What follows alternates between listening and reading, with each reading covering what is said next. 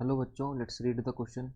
The question says if V ml of vapors of a substance at NTP, mass W gram, molar mass of substances. तो आइए इसका की concept देखते हैं क्या होगा। हमारा इसमें की कॉन्सेप्ट होगा मोल कॉन्सेप्ट।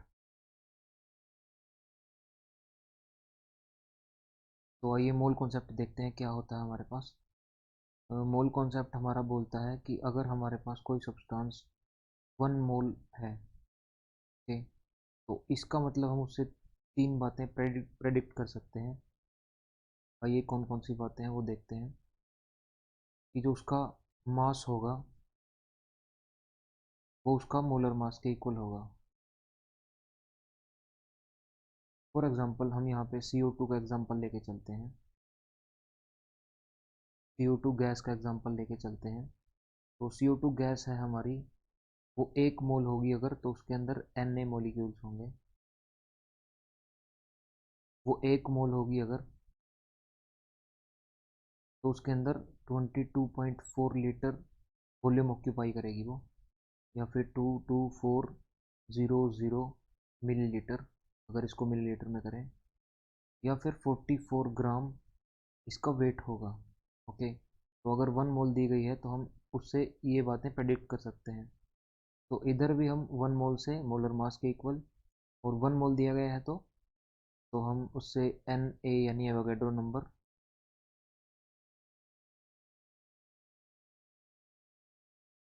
और 1 मोल दिया गया है तो 22.4 लीटर एट NTP, ओके, या फिर 22400 मिलीलीटर एट NTP। तो जो हमारे पास यहाँ पे हमें VML दिया गया है, और जो VML वेपर्स हैं उस सब्सटेंस के, उनका जो वेट है वो W ग्राम है। तो आइए हम इन दोनों को ही मोल में कन्वर्ट कर लेते हैं और एक दूसरे के इक्वल रख सकते हैं फिर इनको, क्योंकि हम मोल को ही रिलेट कर सकते हैं। हम इस तरह से इसका मोल के थ्रू इस क्वेश्चन को सोल्व करेंगे। ओके, तो यहाँ पे हमारे पास नंबर ऑफ मोल्स का फॉर्मूला, फॉर एग्जांपल जैसे नंबर ऑफ मोल्स क्या हो जाता है, given weight divided by molar mass, या फिर given volume divided by molar volume, जो कि हमारा 22.4 लीटर है। तो इस फॉर्मूले से हम इसको रिलेट करने का कोशिश करेंगे। तो गिवन वेट हमारे पास जैसे W है, और मोलर मास हमारे पास मोलर मास MM से लिख लेते हैं, और जो हमारा गिवन वॉल्यूम है वो VML था, और जो हमारा मोलर वॉल्यूम है ML में वो 22400 हो जाता है। तो यहाँ से हमें अगर W को फाइंड कर, सॉरी, मोलर मास को फाइंड करना है, तो हम कुछ इस तरह से फाइंड आउट कर सकते हैं। मोलर मास, इसको हम इस तरफ ले जाएंगे और इनकी क्रॉस मल्टीप्लिकेशन कर लेंगे, यानी इसको यहाँ ले आएंगे और इसको यहाँ ले आएंगे।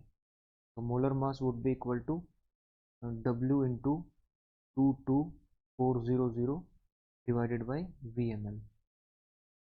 तो आइए ऑप्शंस को देखते हैं हमारे पास क्या क्या दिए गए हैं। तो W बाई V इंटू 22400, ये हमारा ऑप्शन सही होगा। V/W ये गलत हो जाएगा। ओके, V-W ये भी गलत हो जाएगा। वेट में से वॉल्यूम सब्सट्रैक्ट नहीं कर सकते हम। Okay, weight by volume into 1 divided by, नहीं, डिवाइड में नहीं है, मल्टीप्लाई में आएगा। तो option A would be the correct option to this question. Hope you understand it well. Best of luck.